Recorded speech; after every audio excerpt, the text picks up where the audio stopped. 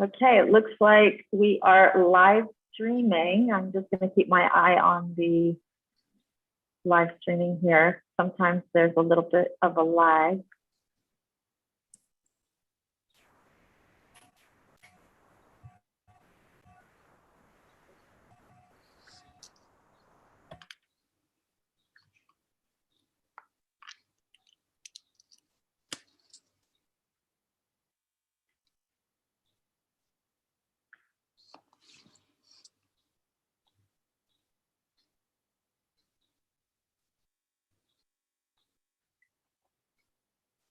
Gotta love technology. Okay, I can see we are on YouTube. We're just not on the link that we were supposed to be on. So let us.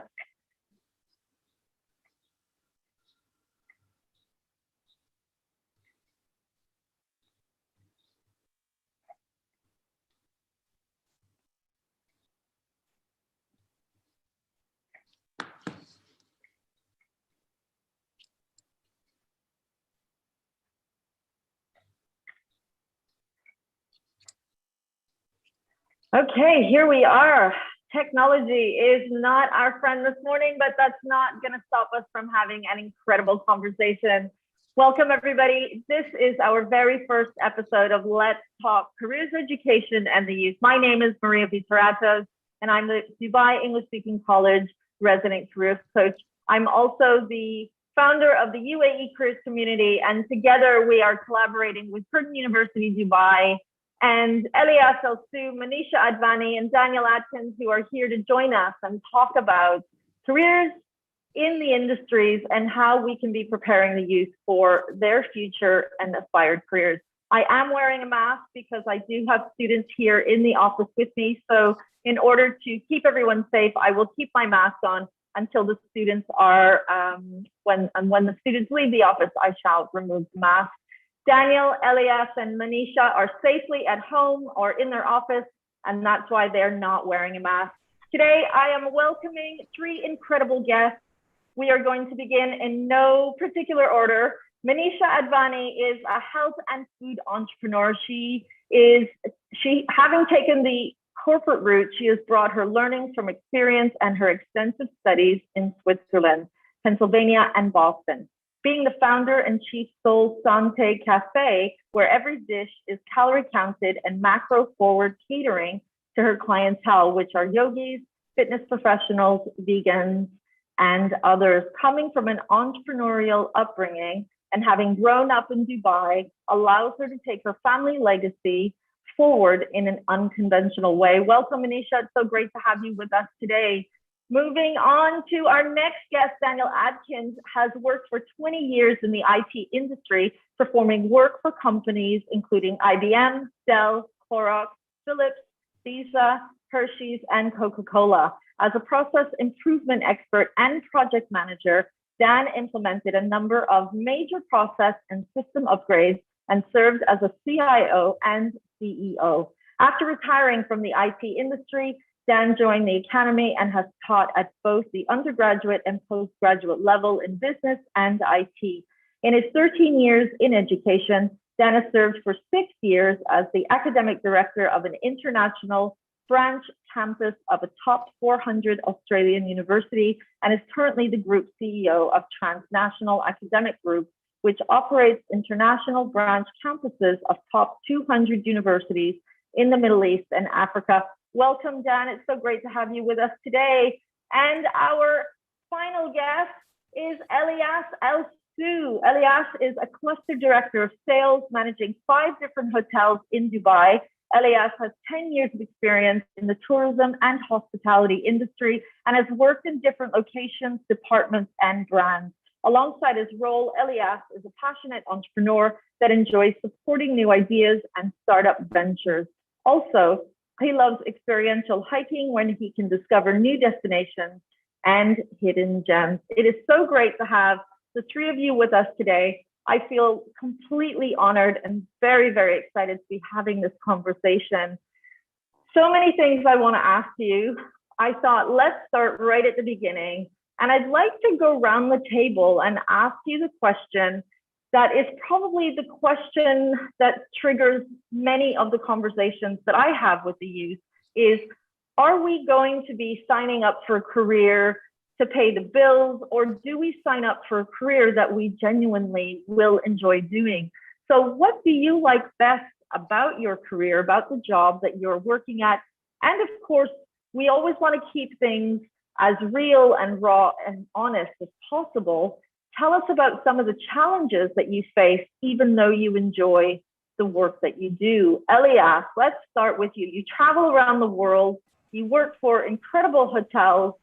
I mean, from the outside, that just sounds like an incredible lifestyle to have.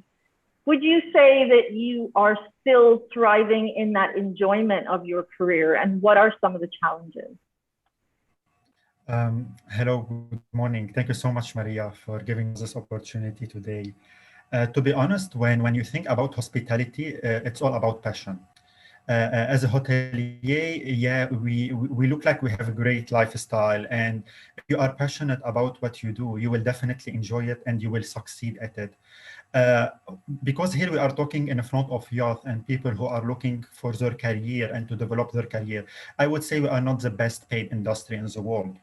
However, if you can make the lifestyle with the career, and you want to choose somewhere where you enjoy your job, not only you enjoy and you are well paid, as an example, I think this is the right industry for that. Amazing. Thank you, Elias. Daniel, now thinking about the career that you are having, you work with students, you are in education, but you've also come from a corporate world. What would you say when we ask you, do you enjoy what you do, and what are some of the challenges? Yeah, so I absolutely love what I do, and I would tell anybody I've got the best job in the world. Although, if you go back 35 years ago when I was working at Burger King making fast food, I would have told you the same thing. Because in every job that I've worked throughout my career, and having done many, many different things, I've always found how what I'm doing makes a difference in the world and in other people's lives. And since it's worthwhile work, I find a tremendous amount of satisfaction and enjoyment from it. And every day of my working life, I've gotten up looking forward to going to work. And I would hope that for everyone. Amazing. I love to hear this. Definitely something that I'm hoping will inspire our students. Manisha, you come from a family background of entrepreneurs, but you've taken the unconventional way, as you described it. Do you enjoy what you do, and what are some of the challenges that you face? Yeah, thank you. Yeah, I definitely enjoy what I'm doing. There's a lot going on in this space, considering what the market is like nowadays and where we are, or where we found ourselves health-wise. I think the reason I chose this space is because it's extremely fulfilling. Just like Daniel said, it is so fulfilling because I can give direct results to my customers through not either the food I make or the lifestyle I help them opt for, because obviously I'm in the health space too. So when I see direct results, when I see consumers getting like amazing results, it just showcases that what I'm doing is the right thing, in my opinion. And that's just the best feeling in the world. Of course, money is most important, but we're just talking about how I feel. And that's where it's challenging because as time goes on and people become more and more educated, it does become super competitive.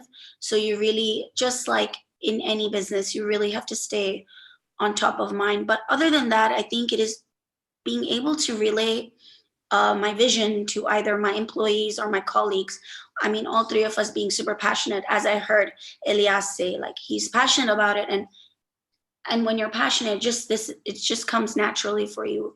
The working hours, I don't mind any of it, but it's really, sometimes it's difficult. And I think it's really important to be able to relay this passion to my colleagues or my employees and trying to see them feel or face the same, love that I have for what I do. And that is extremely hard. You just really need to be able to showcase your vision, and they need to just be aligned. So I think that's the biggest challenge, I feel. A very common challenge, would you say, Dan, whether you're working in education or working as an entrepreneur? Absolutely. Manisha really nailed it. As the head of an organization or an entrepreneur who started an organization, we have so much passion, as Elias said, and we've got this vision for what's going to come in the future. And we're willing to put in all of the hours necessary and do work that isn't necessarily our favorite sometimes, because there are always things that you have to do that aren't your favorite thing to do. But we're willing to do that because we have that passion. And then when we're dealing with our team and they're not having that passion, they don't have that vision, and they're thinking very short term and thinking, well, okay, I'll leave the company and go get 1,000 dirhams more a month somewhere else, not seeing either the good that's being done or the long-term path, and how they, even financially, will be much more rewarded if they continue and follow the vision and have the passion. I couldn't agree with you anymore, Daniel. Let's move on to the current market. Manisha, you talked about, the market as it is and not really wanting to get into detail. I would like to do that now. I think it's important that we bring the elephant in the room out and really talk about job market. In working with the youth, I'm hearing them talking about what they perceive the market to be. And I think it's really the whispers they hear from the people around them.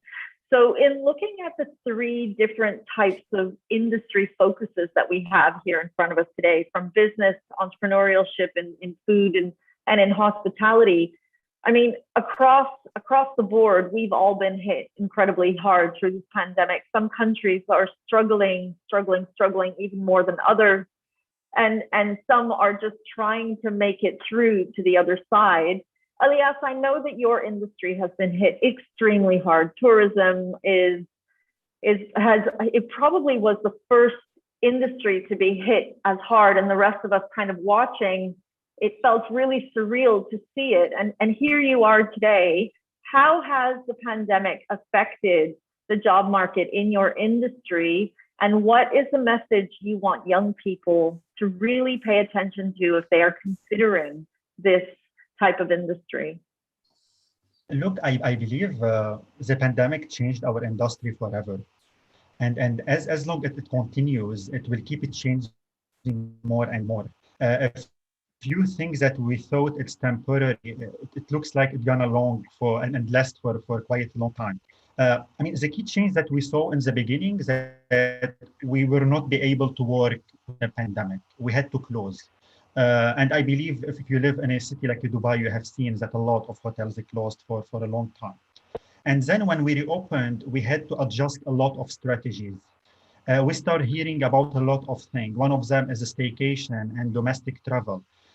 We start seeing more of a technology implemented in our industry. Look, it's if I will talk to youth, I would tell them, don't be scared. We are an industry that has survived.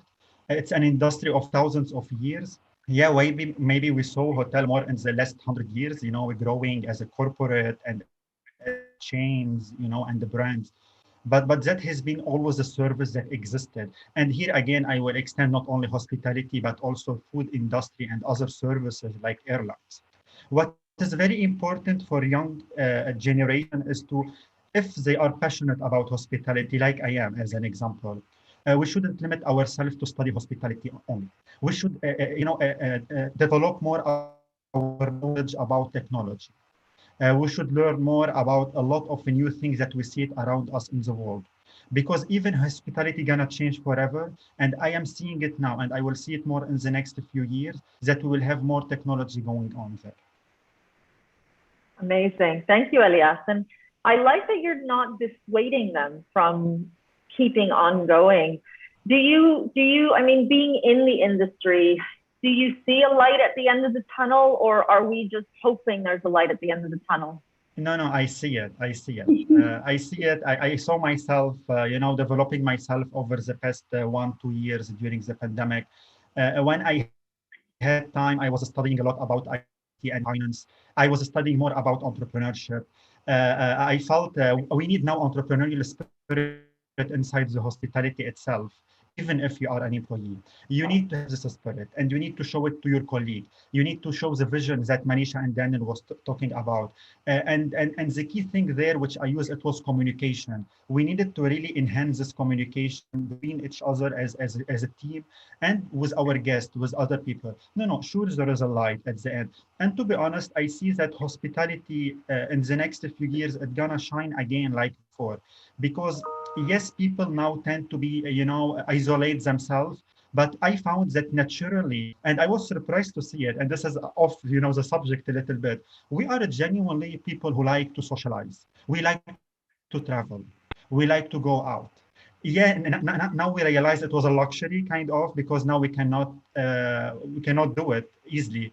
But I think that's very genuine feelings that each of us had, and I saw it more and more in Dubai, right? Because here we have less restriction and we are able to have kind of a normal lifestyle. So I think the world gonna again sparkle with kind of hospitality, travel industry coming back, tourism, and so on. But of course, with a lot of support from IT industry and Daniel's gang. Of course, thank you so much. Daniel, taking it from where Elias left off, what's the message in the world of business, especially with the youth at the university? How are Curtin students being prepared for those post-COVID careers in business? That's a great question. In education, of course, we were impacted by COVID-19, but not nearly as severely as many industries. We did have students who decided to take a gap year or a break because they didn't want to do online study. They were wanting to wait for face-to-face teaching to return. But in preparing students, it's something we were doing even before the pandemic. When we talk to employers, when we look at studies of what employers are looking for, while they do want students to have technical knowledge, they actually find it much more valuable for students to have the soft skills. They need to be critical thinkers. They need to know how to research, how to learn on their own, how to work in teams, and present back in public whatever they have learned. What I firmly believe and what I have seen throughout my 30 plus years in industry is there's no industry that is a bad one to go into. It all comes down to how valuable have you made yourself as a person? And if you go into a company and you can show that you have the soft skills, that you invest in yourself, that you're continually learning, and not just in your area, but you're learning in general, you'll make yourself valuable. And even if there are very few openings in that industry, you'll get one of them.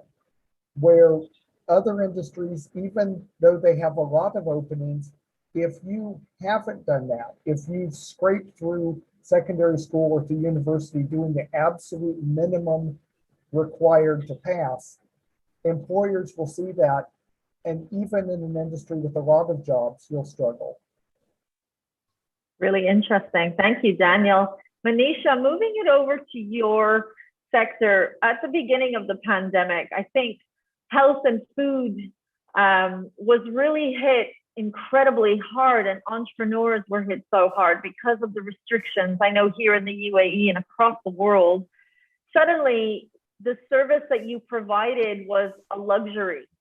Elias talked about hospitality as being a luxury, but really it became a real luxury having health and food being provided to you. How has the market affected you in your organization, your enterprise, and how are you seeing it beginning to evolve now as things are becoming the new normal?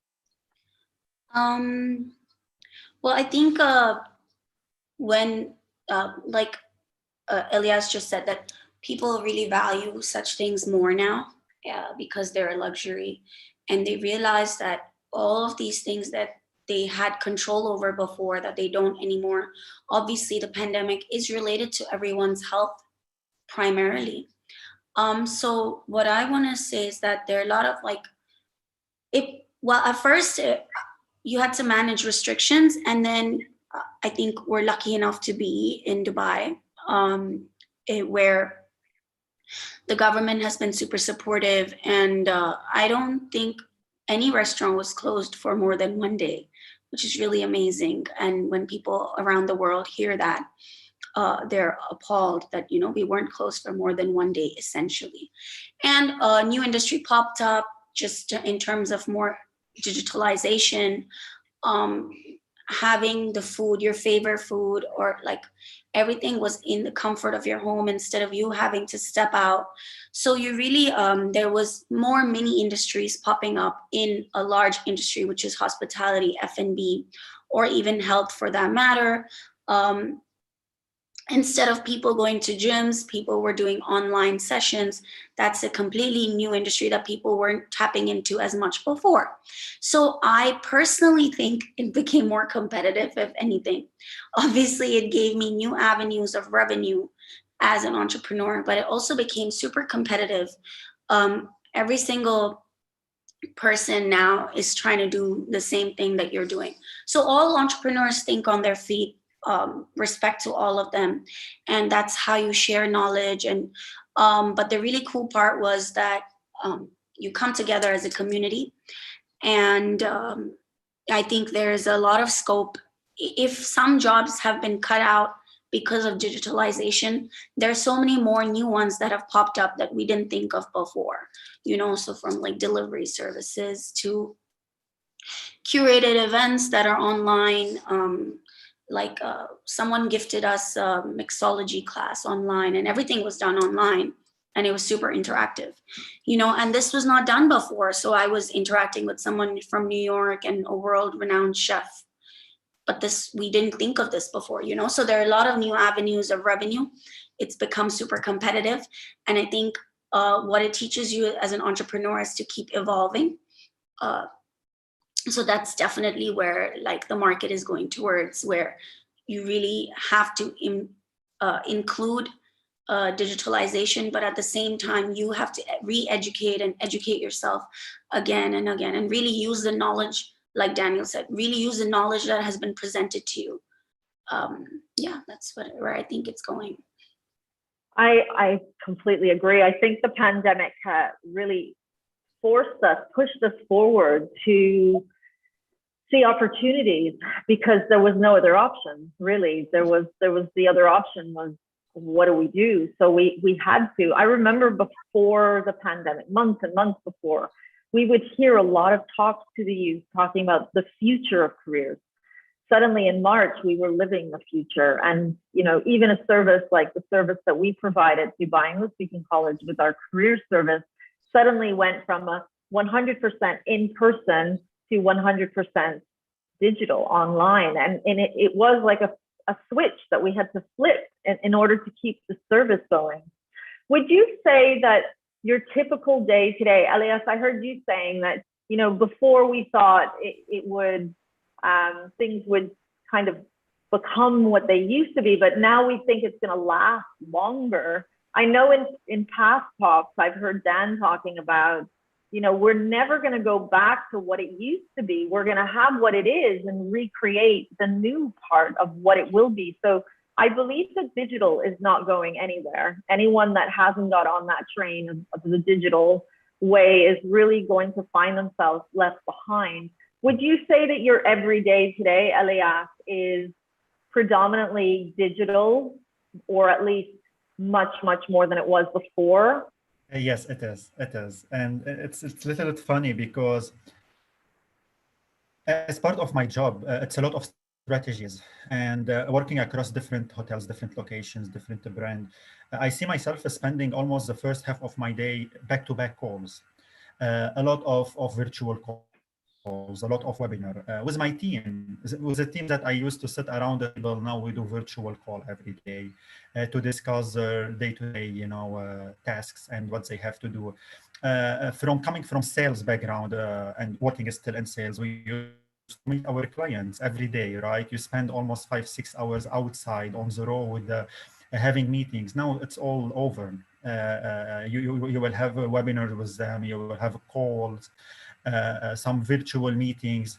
So yeah, it changed us a lot. Even the internal meetings that we used to have together, now it's moved to digital one. If not 100% digital, it's more of hybrid, which means some of us are together in a meeting room and the other people are somewhere else.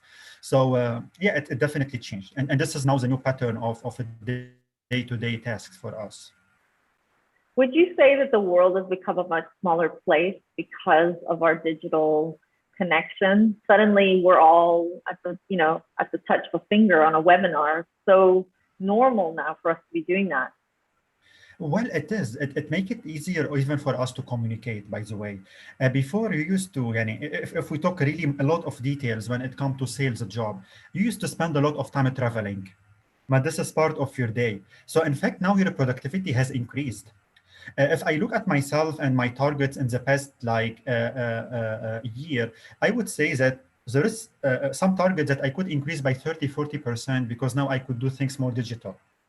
So if I used to meet 4 people in a day and spend the 30 minutes in between offices and locations in Dubai to go visit them, now the same time I can spend it to meet 8 different people in 8 different locations, some of them within UAE, some of them even outside of UAE, which helped us to, to communicate.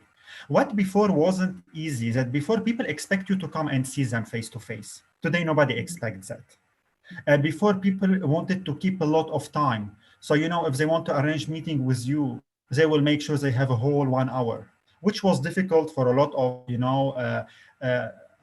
kind of decision makers, I would call them. Mm-hmm. But today, because it's easy to have a call on 15 minutes and it's expected, it's also expected for people to take decision through a call. Before, people won't take decision without them seeing you and getting this kind of feeling, who's this person, the vibes of this person. But now it became more easier. And I believe even us as a human being, we developed this skill. We used to be more shy to talk on a screen and to communicate. Now, because we have been doing it for the past, I would say 15 months easily, so we developed it a lot. And now we feel more able to communicate. We know a little bit more of the technology, even though it's a little bit challenging, but still. So yeah, I think whoever could use the technology in that way, will be the winner. Amazing. Daniel, what would you say is a typical day for you? For a young person thinking, I want to do a job just like yours, what is it that they don't learn in a classroom that you have to do on a day-to-day? Oh, that's a wonderful question. Having been a CEO in different industries and for many years, there are no 2 days that are the same. And the thing that young people need to understand, if they want to be in the corner office, they have to be generalist and they have to be very comfortable switching from task to task and thinking on their feet. Because from the start of the day till the end of the day, I have no idea what's going to come up. And I might start off with a couple of scheduled meetings, and then all of a sudden there's a legal issue that I need to look at, or there's an issue that's come up in finance, or something in the operation side. I never know. And I have to constantly keep myself current in every aspect of the business, as well as what's going on in the world around, because something happening in another industry can impact what I'm doing. So I think the thing that young people need to understand, if they want to be in the corner office, they're probably looking at spending anywhere from 2 to 3 hours a day consuming both current media and also current research or current books on their industry and topics related to their industry, just to keep up with what's going on. So constantly learning, it's an ongoing, it doesn't stop at the end of your degree. Thank you, Daniel. Manisha, what is a day-to-day like for you? Waking up in the morning, take us on the journey of your day. Well, kitchen opens at 7, so I was up at 6 today. But and no day is No day is the same, which is really amazing, I think, and it's not monotonous at all. I think every day is a new challenge, or you could say a new opportunity in whatever aspect you look at it as, because every day is different. The market's ever evolving. You have a new competitor every other day. People used to think that because of the pandemic, the F&B industry might even die down, but it's completely the opposite in the Middle East here. There are more and more restaurants opening up, more and more hotels opening up. I'm like, oh my God, I really need to stay on top of my toes. So today was different. You're prepping for Ramadan, Eid. So we were up early giving out almost, I think we have 1,000 dates orders to pack. And then the rest of the day will be catered to health, because I'm a health entrepreneur too. So I work with other fitness industries and try to cater to their clients. So we're gonna be working all day now. So I think that's why Daniel said, as long as you're passionate, you're gonna find a way through, and you're gonna enjoy, and you're gonna find your downtime as well. So it's honestly, as an entrepreneur, the beauty is that you can dedicate your own hours, but at the same time, you don't mind working those extra hours because you are passionate about it. This is what I like doing. I used to work in corporate, and I hated working 12 hours a day because I was like, why am I doing this? I really don't like it, and I don't understand the point. But it gave me a really good learning experience, and I took that and applied it into my own business. And now I'm more than willing to work 24 hours a day because this is what I enjoy doing. So amazing. Elias, you started this interview by telling us most people think that the hospitality industry is, really fancy and lots of travel. And then you really took us on that reality journey. Daniel and Manisha said that every day is different. Is that how you would describe your typical day? Yes, sure. I mean, yeah, every day is different. However, I want to again go back to this point to say, yeah, it can be fancy and you can enjoy it. Again, it all go back to passion. For young people and the fresh graduate, when they go into new industries, any industry, it could be education, health, or entrepreneurship. And I think Manisha know a lot about how difficult is entrepreneurship as well, because it's one side in my life also that I enjoy, or hospitality. The start is always a challenging, because when you start there, you will be first learning, and you see the new learnings. What is the reality there. And this is why I think the key thing for people who want to work in such industry is to do internships in the beginning, and to do many of them. And I think we are one of the strongest industry when it comes to internships. So we always make sure the students do first year and second year and third year of internships, and for 6 months every year, so they can really get the vibes of what happened in the real industry. But from there onward, if you show passion, you will definitely succeed. And when you succeed in such industry, you will definitely enjoy this lifestyle. Again, like any industry in the world, it has a lot of benefits, a lot of learnings. Yeah, you might have challenges. You might have the day-to-day challenges, the market challenges, the things that you see every day, all this pandemic, how it affects you, long working hours, and so on. But if you like it, if you enjoy it, like now, Manisha, she can work 24 hours, and she was very happy about it. We do the same. And it all goes back to the same point. Completely agree. All right, the question of the hour on the minds of senior students right now is, what degree am I going to take at university? I'd like to go around the table, and let's be very, very honest about the educational requirements of the careers that you're in, or maybe the careers that have taken you to where you are today. Manisha, you're an entrepreneur, but you're also a health and food specialist. What type of training and education would a young person need to do what you do today? I think I studied way too much. I didn't have to study so much. I'll just be honest. I have an MBA in finance, and I'm a health coach, but I'm doing all this because I like it, and I feel like I would use it at some point in my life. I'm also a pastry chef. So I combined all of this, and I use it in my daily life because I like to do a lot of different things. So being an entrepreneur, but I come from a family background where my family is not related to the industry they're in. Like they don't even have like the formal education. So honestly, I wouldn't want to say one that it depends on how you utilize the knowledge that has been provided to you. That's primary. But secondary, it's really important to have a mentor nowadays because there's so much going on. There's so much clutter.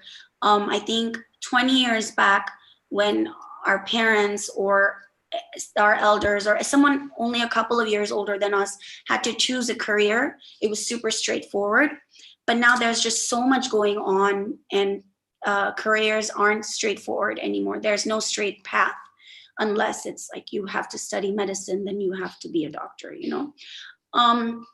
So having a mentor or someone you look up to guide you is very helpful. And lastly, if you want to work in food, and like Elias said, there are many internships in hospitality where they just need someone who's passionate and just has a good grip over what they want and how to interact with a customer.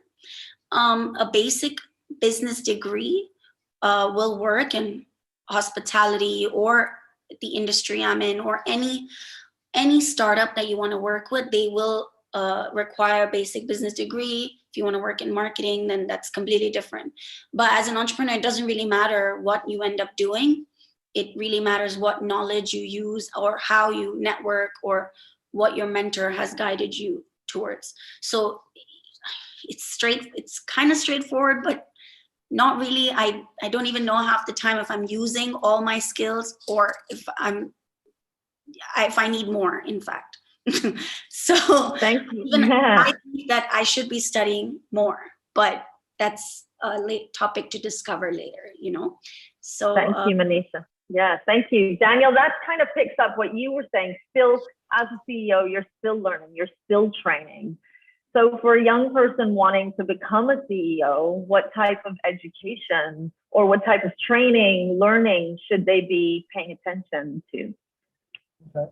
Well, I did it the hard way, and I wouldn't recommend it.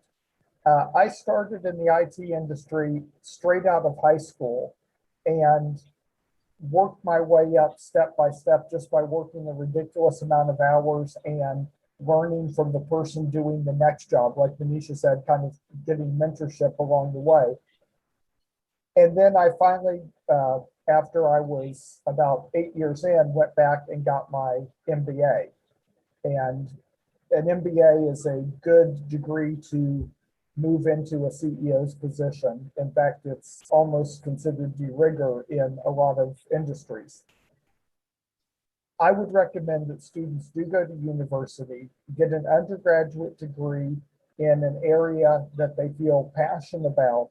And then if they want to move into senior management, it's worth getting the MBA because it's still recognized as a broad general business education that means that you'll be able to understand all of the departments you would need to lead as a CEO. And then, as you rightly pointed out, just continue learning constantly after that. Thank you, Daniel. Elias, do we need to go to hospitality school to work in your industry? I know that Manisha said a good business degree. Dan said the same, getting an MBA, doing something in an undergraduate that we're passionate about. But do we need that hospitality title on our degree to work in your industry? Honestly, no, not necessarily at all. Especially if we look a little bit back on the years, a lot of people used to study other things and go into hospitality. However, here I would like to add something that it will be very helpful if you do this course. Why? Because a lot of day-to-day tasks, a lot of skills that you will learn studying hospitality courses. But also here, it's very important for students to know that education shouldn't be limited to university education. It's not only about the credits that you learn in the school. It should be more a little bit elaborated, and it is go back to your passion. Where do you see yourself more? As an example, today, creativity is very important. What kind of course you can do outside of university to develop your creativity? IT, coding, all this, technology-related things. Can you do 1 or 2 courses outside of university, maybe online courses? More deep dive into finance and entrepreneurship. Again, I believe these 3-4 skills are very important today to any student who work in any industry. It could be banking, it could be finance, it could be education, health, hospitality, or anything. So always you will be able to shine more if you study your core kind of subject or the studies of your industry. But this is not a reason to success or not. It's not at all important. You can graduate from a school and then decide to go into hospitality. You will do great if you have the passion. But always make sure you learn all the skills around it. Thank you. And going back to the internships, I think will really help the students in whichever industry they go into to really hone in on the skills that would be required to be able to sit in an interview confidently and saying, I've learned these skills and I can bring this to the team and the organization. What an incredibly interesting conversation. Thank you, Elias, Daniel, and Manisha for being with us today and sharing your insights. The work that I do with the youth, the work that we do with the UAE Careers Community, Dubai English Speaking College, and Curtin University is really about empowering the youth with real insights about the world of work and helping them to become ready for the world of work. I think begins with community members such as yourselves in sharing your insights and helping our youth to understand what they'll never learn in a classroom. Thank you everybody for watching, and I look forward to seeing you all at our next Let's Talk Careers Education in the Youth on the 20th of May when we talk about sustainability. Thank you everyone for watching.